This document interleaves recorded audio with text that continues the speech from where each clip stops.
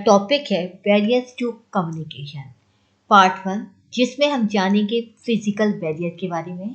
तो चलिए जानते हैं सबसे पहले कि फिजिकल बैरियर होता क्या है, कम्युनिकेशन बैरियर है क्या।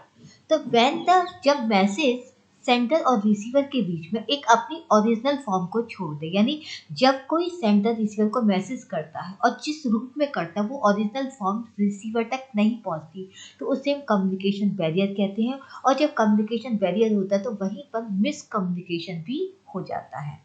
तो मिसकम्युनिकेशन और बैरियर अगर देखा जाए तो दोनों ही एक दूसरे से संबंधित होते हैं, और मिसकम्युनिकेशन की वजह से बैरियर वहाँ पर पाया जाता है, और बैरियर के द्वारा ही वहाँ पर मिसकम्युनिकेशन हो सकता है।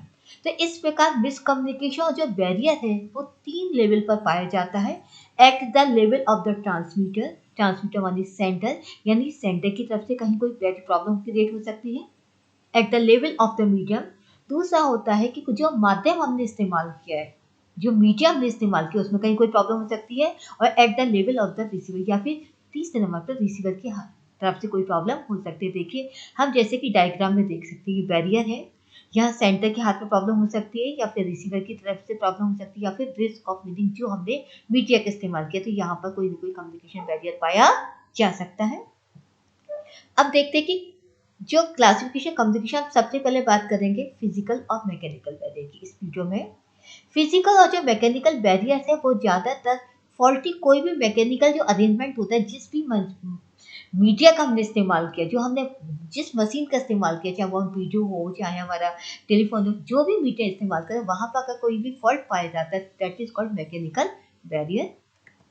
अब देखिए मैकेनिकल और जो फिजिकल बैरियर है तो वो क्या होता है। देखिए सबसे पहले होता है नॉइज। अगर हम कहीं भी कम्युनिकेशन करते वहाँ पर नॉइज होता है। किस प्रकार का नॉइज हो सकता है?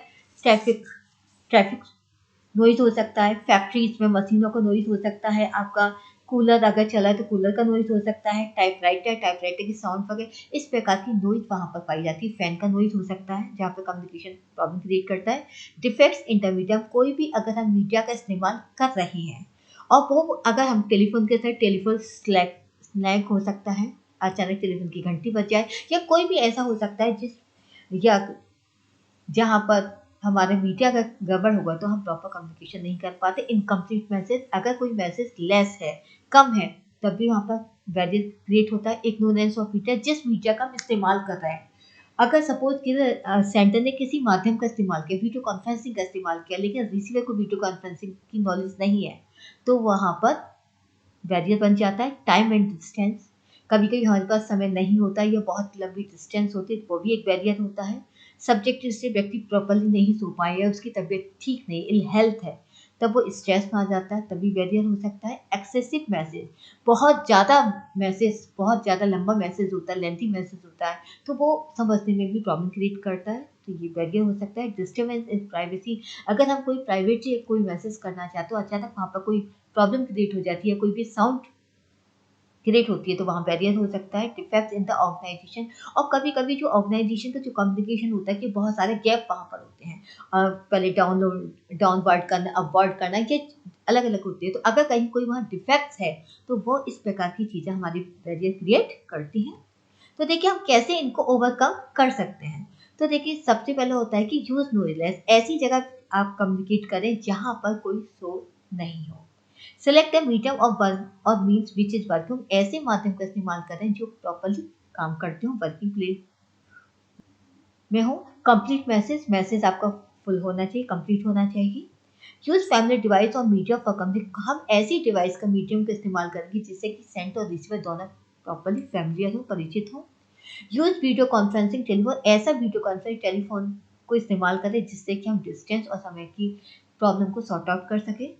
नो सब्जेक्टिव स्ट्रेस, जब हम कम्युनिकेट करें तो उस वक्त हमारे पास कोई भी टेंशन या कोई भी इल हेल्थ या ऐसी चीज़ें नहीं हो जिससे हमें कोई स्ट्रेस क्रिएट हो सके।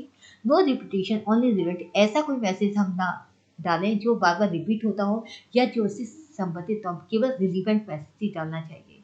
नो मच कम्युनिकेशन गैप, हमें कोई भी कम्युनिकेशन गैप का इस्तेमाल वहाँ पर नहीं करना चाहिए कि डाउन पार्ट, हमें जब हम कम्युनिकेट करें वो डायरेक्टली सामने रिसीवर तक पहुँचाना चाहिए। अगर ऐसी चीज़ों का इस्तेमाल करेंगे तो वहाँ पर फिजिकल बैरियर नहीं होगा। उम्मीद करती हूँ आपको पसंद आगे समझ में भी आएगा कि फिजिकल बैरियर होता है क्या।